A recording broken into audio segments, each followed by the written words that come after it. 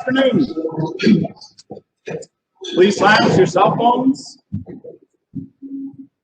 As our Rotarian today, Bobby comes up to lead us in the prayer, pledge, and four-way test. Let us pray. Lord, we just come to you today. Thank you for this club, for our town, for our country, and our nation. Lord, we ask for your guidance.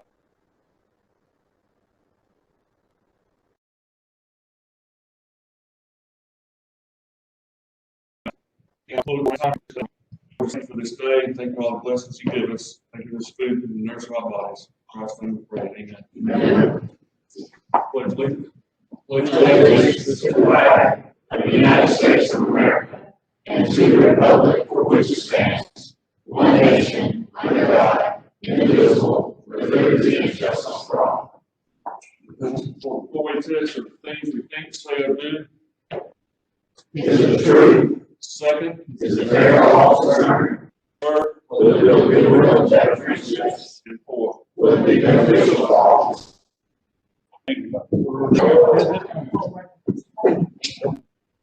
Okay, as you sit down, don't forget the blue buckets, and we need a $21 lobby. Nelson's gonna do it. Nelson will put it down.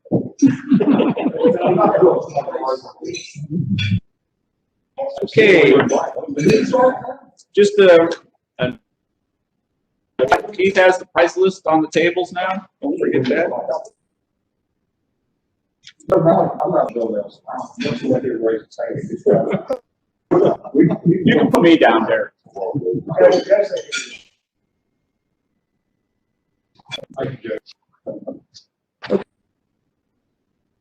Pick up February 3rd, Bojangles, 7:30 a.m. I'm gonna do a makeup. Any other announcements?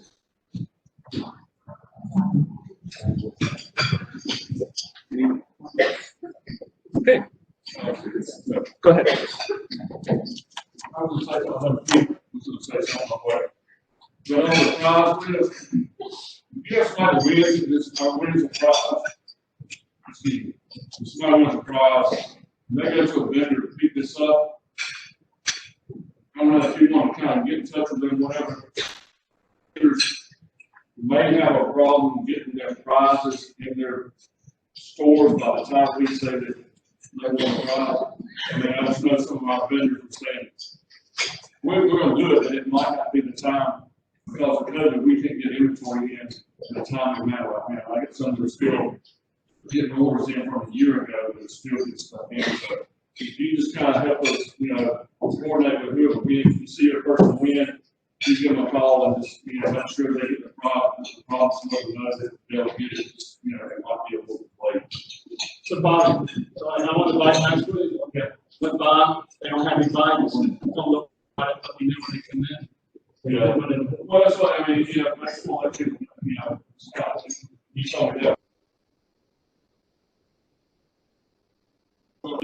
Everybody wants to be put at the end of, my business said, well, put me in the last quarter of the year. Well, I think put everybody in the last quarter of the year. So they said, and I said, everybody understands those kind of, I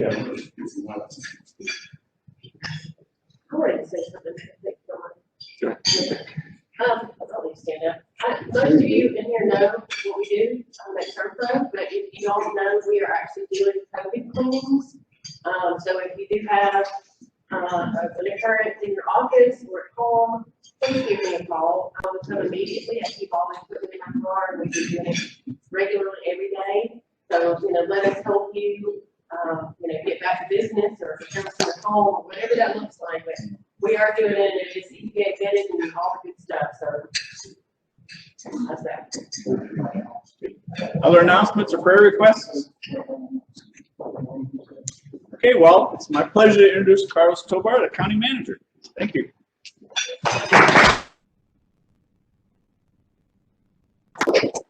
All right. Well, first of all, it's great to see all of you. We haven't had a chance to get out much and see people, so it's good to see all of you. Hopefully, we get through this pandemic very soon. There's a lot of hope out there, and if you haven't already, if you're 65 and older, if you haven't already gotten your vaccine, Remember, you can call in to that 1-800 number in Baldwin County and get your vaccine scheduled. I know it takes several tries to get that vaccine. Now, if you're not sure, if you're not aware of what's happening, you know, we're just at the beginning, and there are a lot of doctors' offices and businesses that have applied to be able to administer the vaccine, but they haven't been approved yet. So that's why you only have the one place to call right now. But hopefully that'll change as the days and the weeks go by, that you'll be able to, it'll be a whole lot easier to get that vaccine. Okay? Now, I think I only have like 25 minutes, and I got a bunch of stuff I have to go through, and I know you're gonna have questions. So I'm gonna get started and kind of go fast. It's been 2 years since I gave a State of the County address. Last time was at Eggs and Issues 2 years ago. And Angie wouldn't let me do it last year, so it's 2 years later.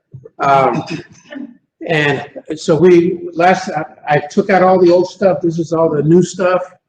We completed some supervisor training. You know, when I first started, there were a bunch of issues regarding personnel and supervision, and I think we've resolved those, and no lawsuits or anything like that. So we're very happy. We think it worked. We converted to defined contribution retirement plan. Okay, so none of you all are going to benefit from that right away, but your children, 20, 30 years from now, this will save them a meal of tax a year. Okay, we did the calculations on that. You won't have to worry about actuarials and anything like that. It's just going to be an annual cost for retirement. So that we're super excited that we got that done. And then, of course, COVID, that took up a lot of our time in 2020. We were one of the first counties to order and receive personal protective equipment. We gave some away to the school district. We sold some of it at cost to a bunch of surrounding counties that needed some PPE. We installed a bunch of protection barriers in all the different offices. Learned a lot about air filtration. So we have MERV 13 filters all over the county, at the gym and at the courthouse, because we needed to meet the state court requirements. So that was one of the things that we did.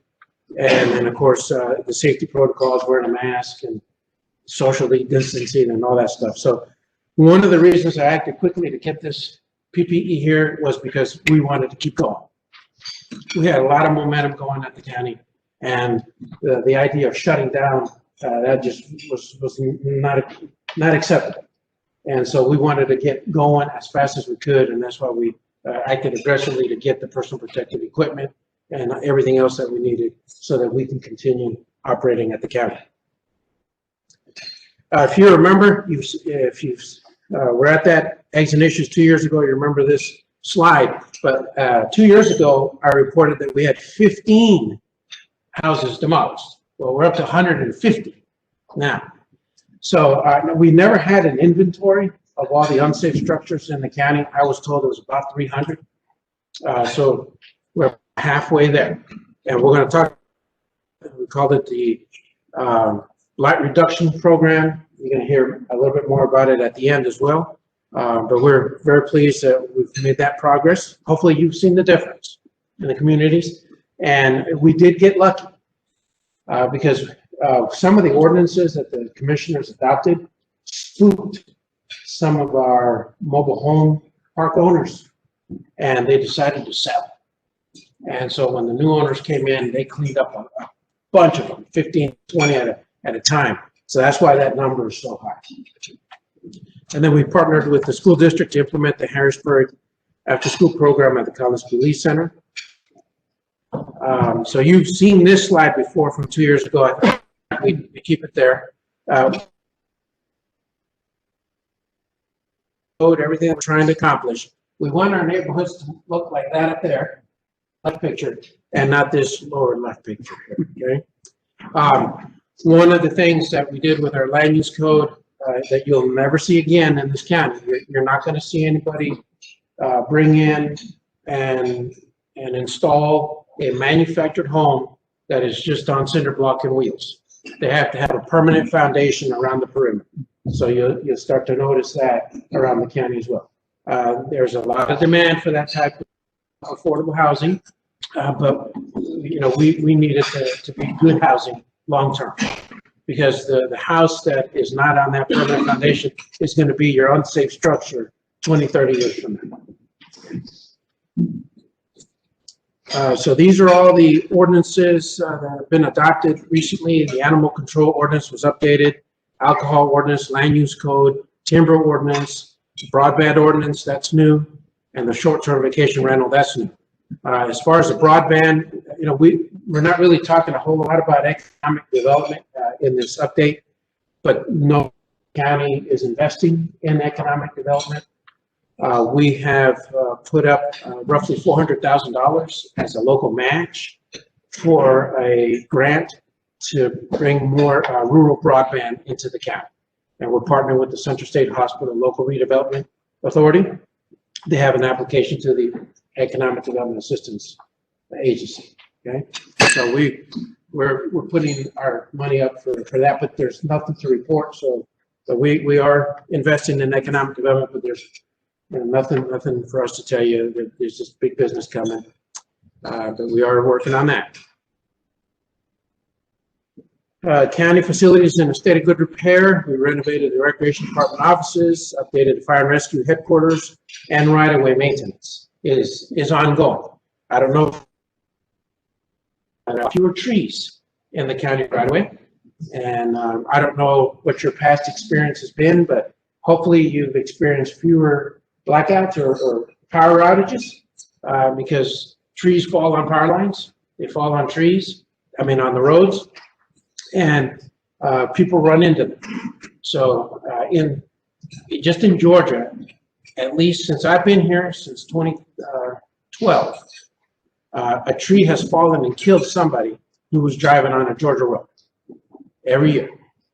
So I don't want that to happen. To very aggressive in cutting back our brush, trying to keep, because having to cut down a big tree is expensive. So we go out there and we're very aggressive with our right-of-way maintenance. The level 1 loss projects, last time we were in the design. I don't know if you got a chance to go into the lobby. This is the lobby of the annex. It was really nice during Christmas. People were posting pictures on Facebook when they went out to vote. The health department is completed. They opened up this past Monday. The courthouse renovations, the exterior renovation, there are a lot of leaks that we had to address.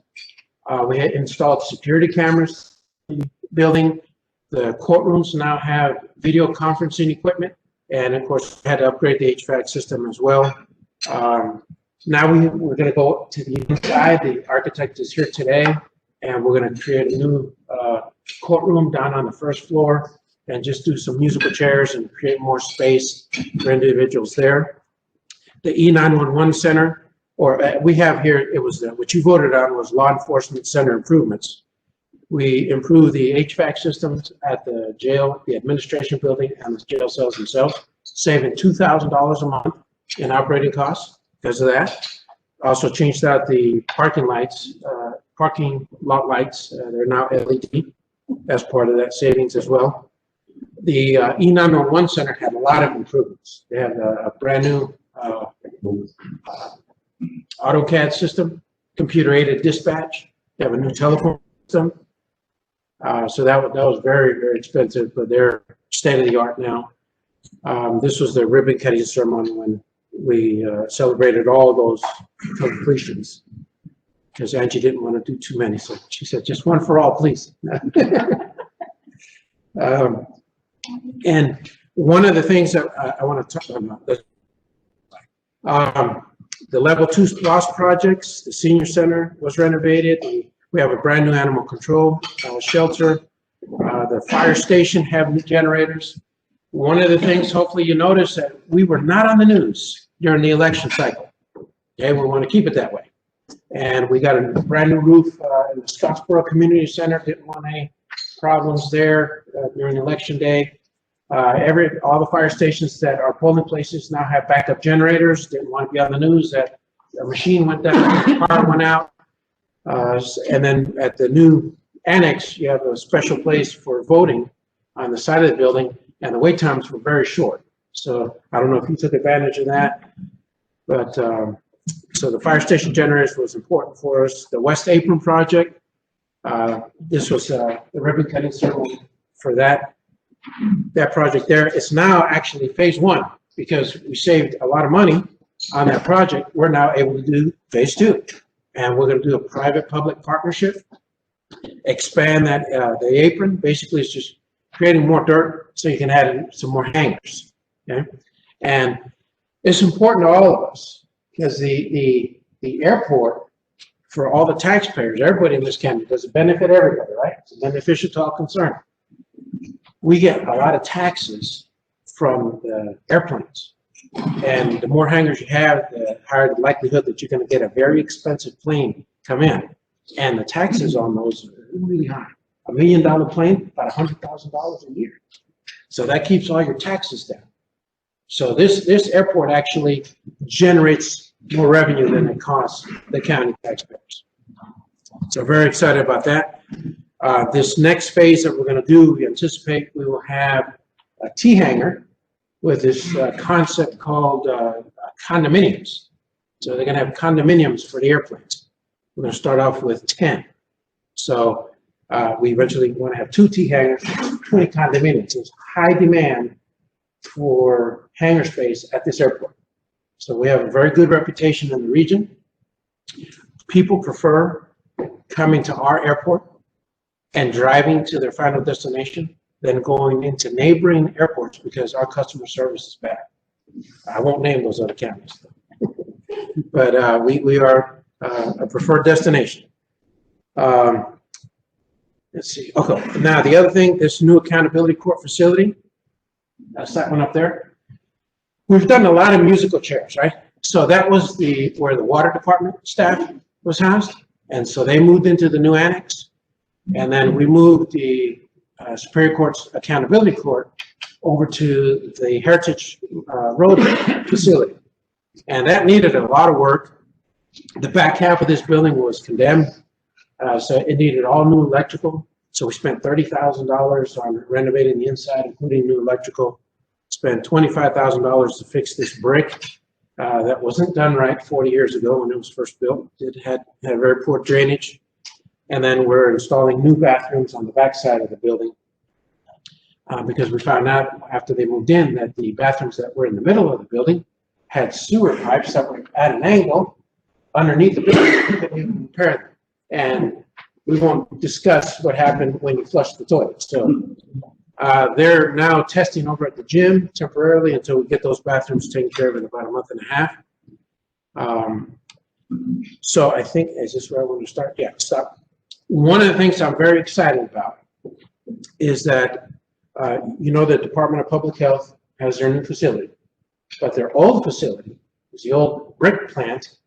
It looks like somebody moved that building from Miami Beach, Florida, over to the east side over there on east of Jefferson. I don't know if you've ever seen that building. It's a gorgeous Art Deco building, but a lot of folks want to move into it.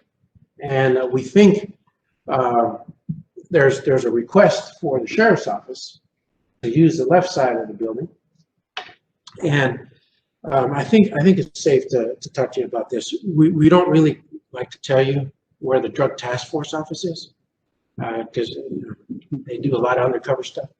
But there's some interest in moving them there.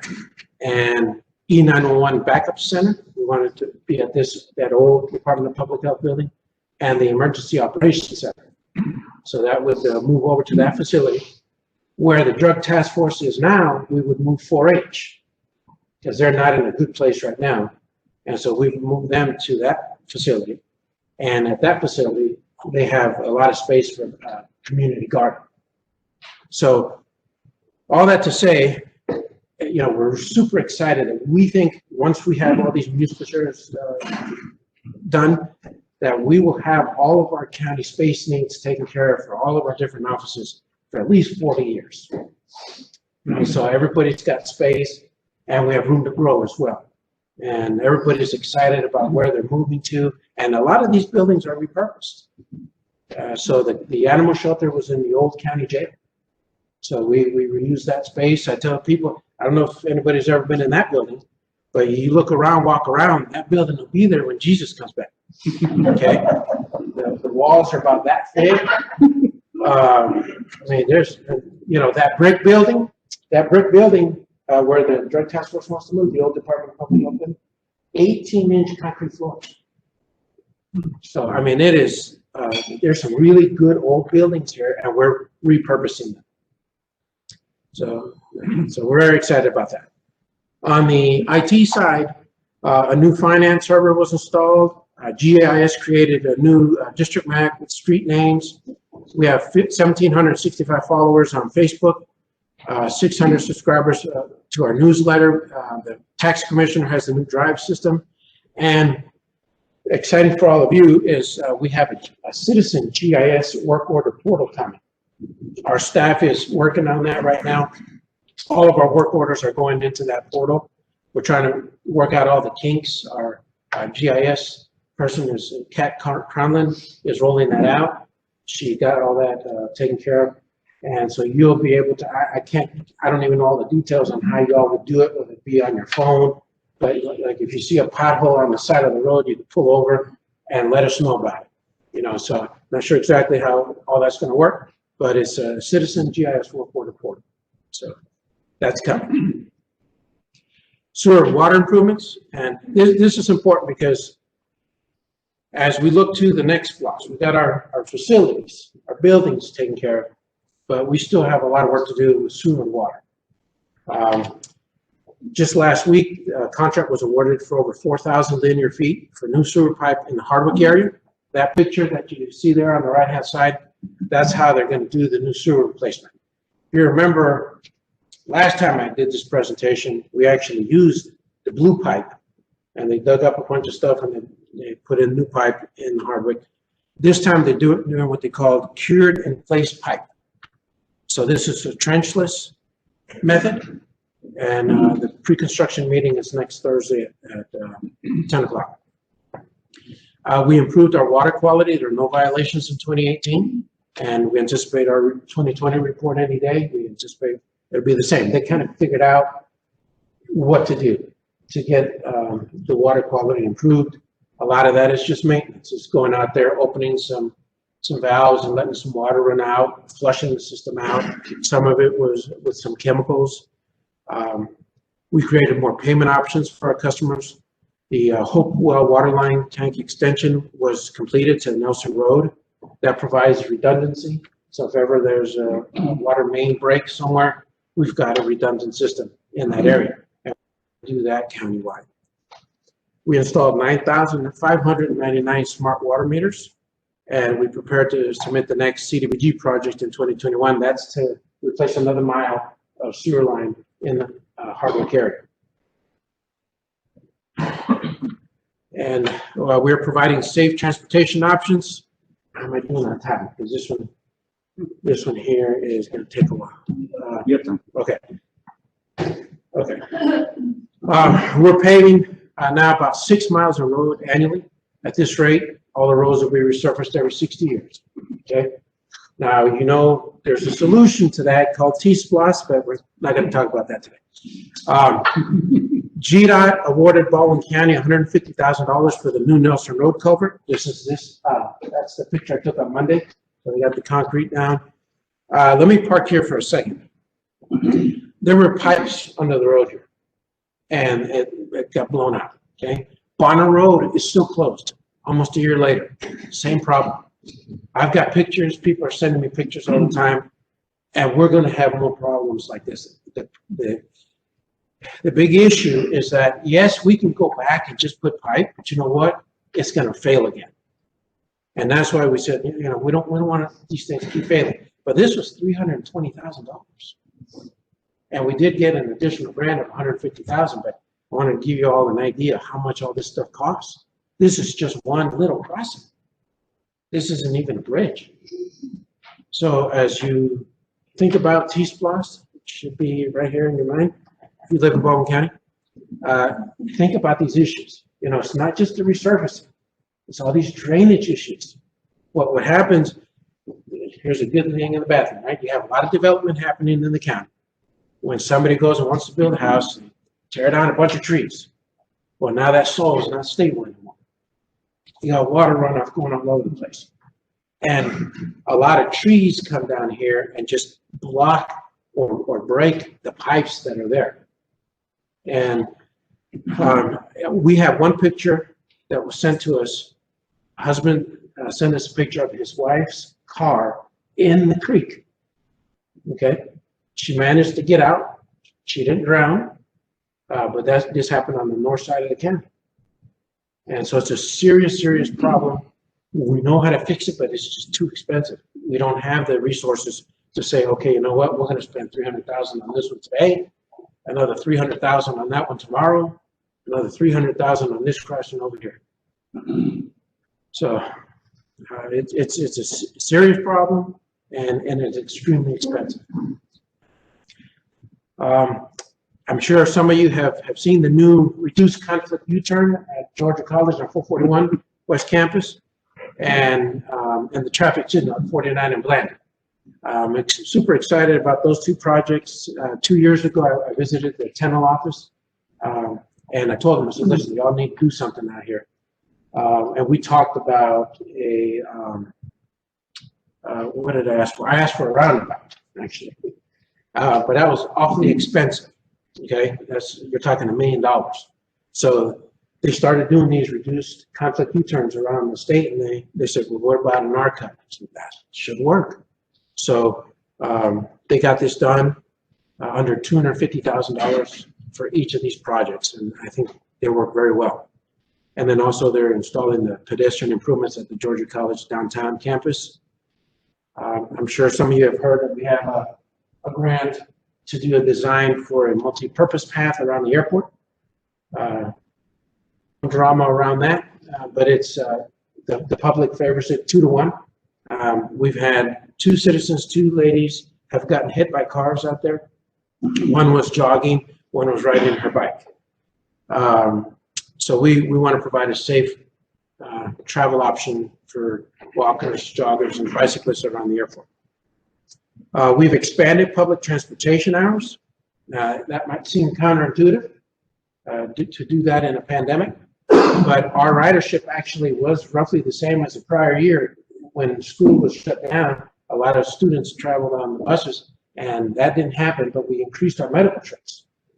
So we're excited that we were able to expand those hours, increase our revenue collection, and basically keep the ridership the same. If you know, not to badmouth anybody, but you know, MARTA shut down a lot of routes during the pandemic. But again, because we were aggressive with the personal protective equipment, sanitation, all that stuff, our drivers felt safe, and we were able to continue to provide service. And we actually our staff made masks for our regular riders who were going to dialysis.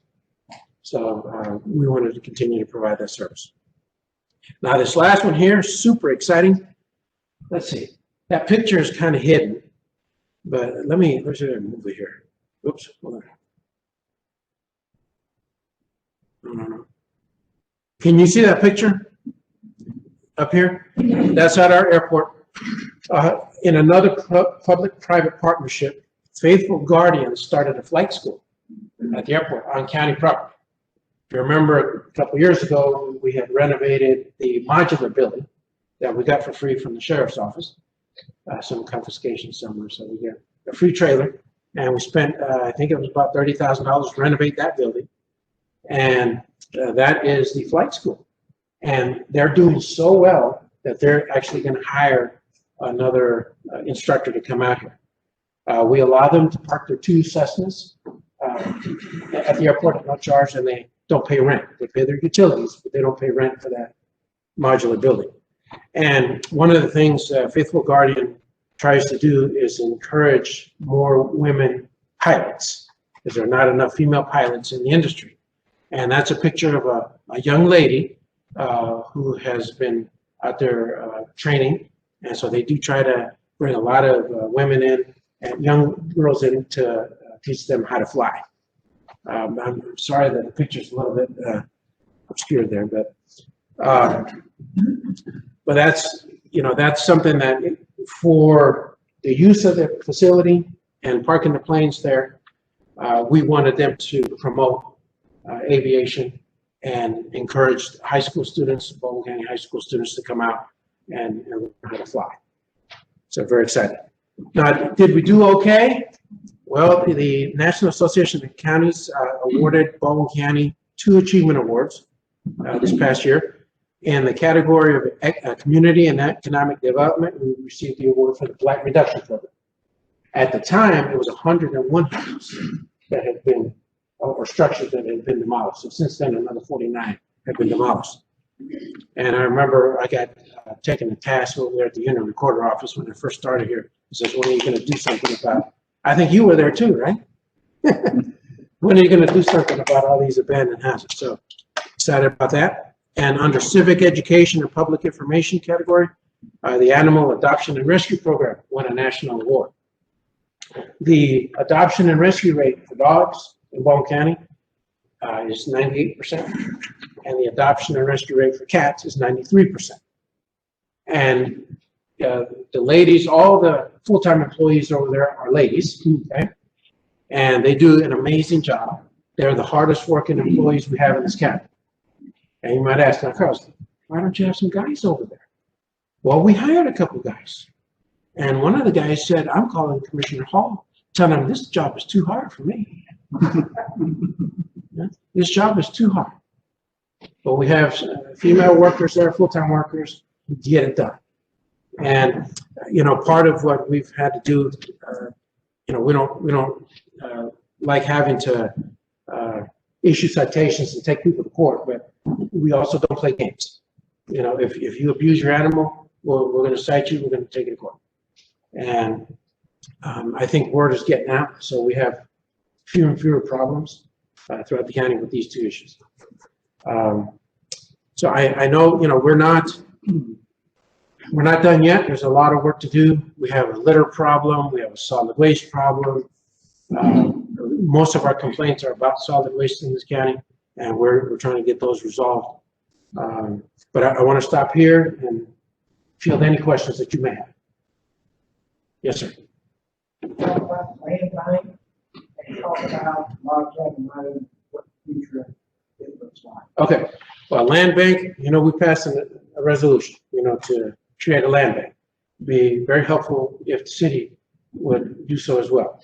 Now, we are making some progress with the city. We did get them to go for a tire amnesty day. So Ashley, Bacon, Hank, and I, we're going to work together, get a grant program for that. And hopefully we can convince the city to sign off on that resolution, because you need both the city and the county. But that would be very helpful in creating more opportunities for affordable housing. One of the things that I failed to mention is that with all these properties that have been cleaned up, some of them are county-owned properties. And we are going to recruit a lot of developers to bid on these properties now that they're cleaned up, and hopefully they'll purchase them and build new housing on these lots. A lot of them have sewer and water, but that having a land bank really would have, you know, helped us in that area. Now, as far as the, what was it? Log cabin road. Okay. When it comes to, there was a little bit of confusion with T-SPLOST and a build grant that I applied for in 2018. There is not enough money in a T-SPLOST to do anything dramatic on Log Cabin Road other than to resurface. When I first was hired, the plan was to widen Log Cabin Road, widen North Jefferson, make intersection improvements at North Jefferson and Log Cabin. But that funding didn't come through, and I applied for a build grant, and you know, the deadline was imminent, so we put it together. And then afterwards, when I started to get letters of support, and I asked one particular individual who really needed to sign off on it if we had any chance of getting it, he said, Carlos, I'm not in favor. So there is no, I think, consensus on what should happen in terms of capacity for North Jefferson and Log Cabin. I think there's consensus that there should be intersection improvements at North Jefferson and Log Cabin, and we can work on that separately. But I need local money, a local match, and we don't have enough for that. You know, now with the T-Splosh, yes, we could have the match for an intersection improvement. And what I would do is I'd apply for a federal grant through GDOT for a roundabout at North Jefferson and Log Cabin. But you would probably need about $200,000 in local money to match that. But as far as widening Log Cabin and North Jefferson, that is not on the horizon. And unless this one particular politician gets on board, it's not going to happen. So, but you know, we might be able to do some other things like turn lanes, you know, or center lane. But there's, you know, that's not imminent. And if we were to do a certain center lane, it also would need to be through a grant, not through T-Splosh. Does that answer your question? Okay. Yes, sir. How did you get your employees to agree to change from a DB plan to a DC plan? Well, it was for all the new hires. Or just for the new hires? For the new hires, yes. That makes sense. Yeah. Yeah. We touched on this briefly earlier, but the line to call in and make an appointment for COVID vaccination, it is very difficult to get through. I know my wife has been trying for 2 days now. Yes. It's not good business. Is there any relief, immediate relief for the site? I don't know what the issue is. Yeah, the issue is that a lot of the people, the doctor's offices, the pharmacies, Walmart, they've applied for authorization to distribute the vaccine, and they're just waiting for approval. And then once they get the approval, then they got to get the vaccine, and we're only being given 80,000 a week So for the whole state, it's not being taken right now? just through the Department of Public Health. Well, that's still it's busy. Yeah, yeah. And again, that's a temporary situation until some of these doctor's offices, pharmacies, and Walmart get their approval. What do you think the ETA for that is? Any day. I heard that there was a Walmart in Hancock County that just got approved. How many people answered the phone? That I don't know. And one of the things that we were told was that, you know, could we have our staff help out with that? Georgia College has volunteered some folks from their offices to man the phones. So they're about 195 calls. Yeah, they had 50,000 calls on Monday. Isn't the problem though that the people call it to get COVID tests and also vaccines are all coming through the same line? Doesn't that have a lot to do with it? That I'm not sure. I'm not sure about that. Yeah, remember, this is the early stages, and they do plan to have more distributors. Where they have more distributors, it's going much better. And any day, that's going to change for us. So all we ask is for patience, which I know is difficult when you're worried about your loved one. So, okay, you were next. Yeah, the multi-use path at the airport. Yes. The timeline is on that? Yes. Well, there are multiple stages. We're in the concept phase right now. So our engineer should have the application to GDOT staff on Tuesday. And then they need about a week to review it before it goes to Washington, D.C. Because the big, where they cleaned down the airport, Lakeport, where they're constructing something, they're wondering if that was the pass. Yeah, no, that part, you know, we're still in the concept phase on the path. The issue right now is the restricted zone east of the runway, that the path would go in that restricted zone. So we can't do anything unless FAA approves it. If they say no, we have no project. Okay. So, well, I mean, I guess I'm asking, you just said the county had, you know, we've got a new courthouse edge, we've got a new health bill, we've got a new business, we've got health money there. So the capital improvement project from the SPLOSH has been, I guess I've used that money to do all those improvements in the building and whatever. And you said y'all are kind of doing, is that money, so that money now coming from the additional fee spot? And we went allocated to more, like, water and sewer road improvement where everybody's kind of saying, you know, our roads falling apart, or the county shut down because we don't have water or whatever, and the improvements in those water and sewer lines, and some of that money now we allocated. Well, to that. yeah, the water lines are, for example, and I forgot to mention, we did manage to get an SDS agreement with the city. Some of the water lines that we took over on the north side of the city, we are actually putting in new water lines with bigger diameter pipe to provide more pressure. So that's already happening. And actually, it's done. The first phase was done. If you live up there, anybody live near Water Edge, you should see new fire hydrants. Have you seen the new fire hydrants? So those are the types of improvements that we've made. The Hopewell water line extension that was done, the sewer line down there in Hardwick. So we continue to invest in those areas. We just finished paving 6 miles of roads in the county. We have our list ready for 2021, but that's pretty much all we can do. If T-SPLOS were to go back on the ballot, and if it gets approved, right-of-way maintenance would be a line item there, and that would, alleviate some of the pressure on the general fund as well. But whether if you approve it, we have a list of roads that you would look at to vote on. We're going to be very specific about which roads get paved. A little bit more general on the drainage improvements, because I'm not sure which drainage pipes are going to burst next or bust up the road. Right, so piggybacking on that question, with the SPLOS, sounds like are we finished with all the tier 1 SPLOS projects? On tier 1, the only thing that's remaining is the inside of the courthouse. Now some of it, right? Because we have the secure doors, we have the cameras, we have the video conferencing in the courtrooms, and then we're just moving some walls to create a little bit more space for some folks. But the big expense is that new courtroom downstairs. We have to build 2 bathrooms in the basement because that's where the jury room is going to be. And there are no restrooms down there right now, so you have to build restrooms there. Where are we with tier 2?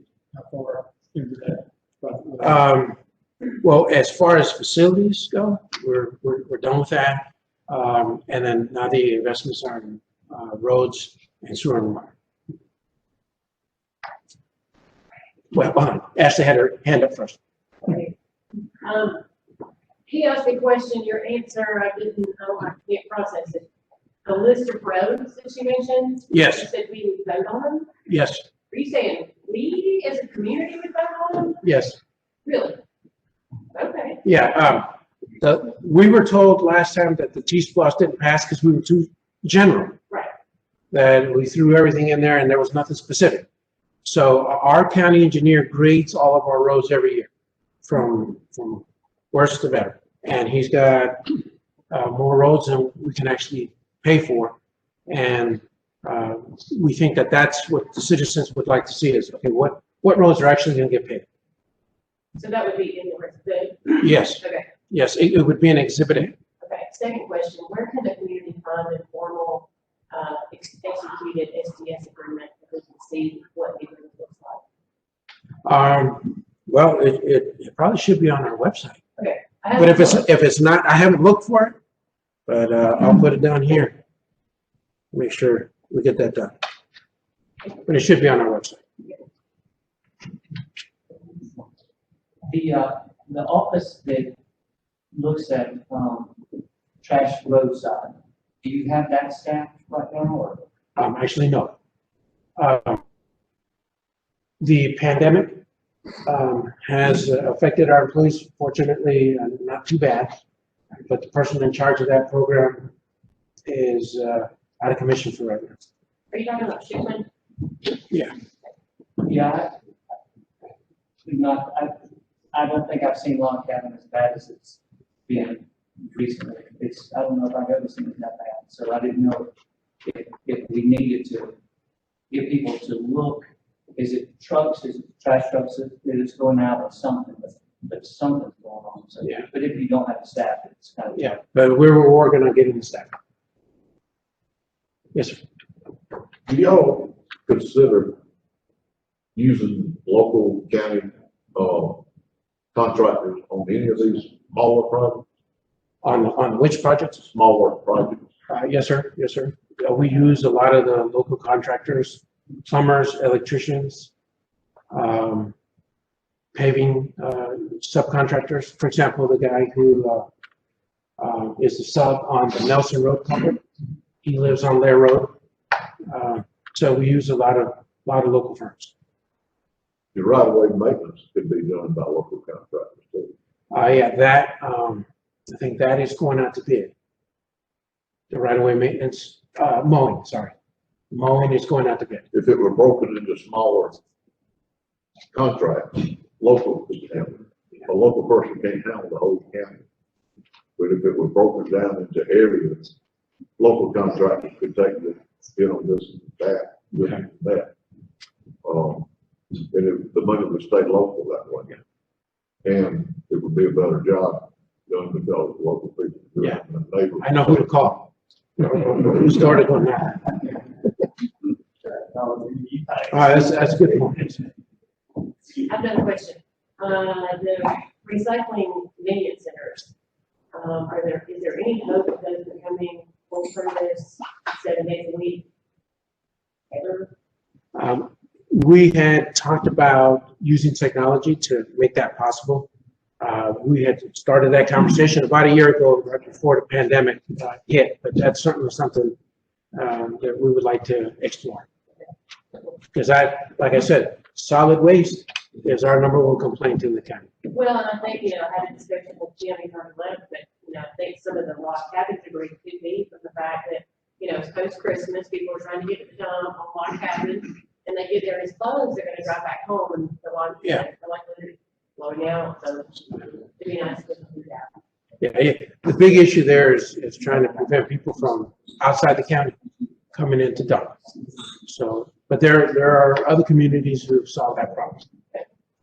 A lot of the trash is coming from the SDS trucks themselves. Okay, and like I said, our biggest issue is with solid waste. We have contacted, they have a new management team. They've been bought out by Waste Management. Advanced Disposal has been bought out by Waste Management. I've already had them in my office and chewed them out and told them this has got to improve. So I don't know if you've seen some of their trucks, but some of their trucks don't have covers. Okay, and I'm sorry. That's not even legal, is it? Well, that part I don't know, but we're talking to them about. It's not legal. Yeah, we're talking to them about making sure that their equipment works, and so hopefully we'll see some improvement. Videos of trash boiling out of their truck. Yeah. Well, the law applies to them, same as those people with parking loads. Georgia law says you must park a load. This is the same for them. They have to have their load parked or covered.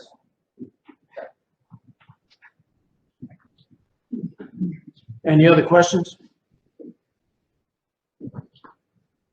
EMA is moving to the health department's old building. I'm sorry? Did you say EMA is moving to the health department's old building? We think it's drug task force, No, emergency management. emergency management possibly. Well, the emergency operations center will be there, and the E911 backup center will be there. But more than likely, Mr. Johnson will move out there. And he's done a great job, by the way. Yes. If you see Mr. Johnson, Wayne Johnson, he's done incredible work for the county, securing personal protective equipment for us and just a lot of the communication. He's done a great job.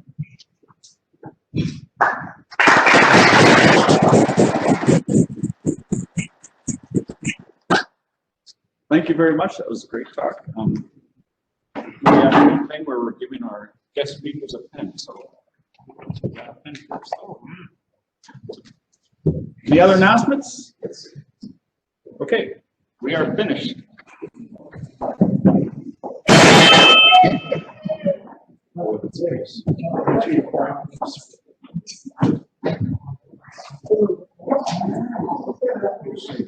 See you.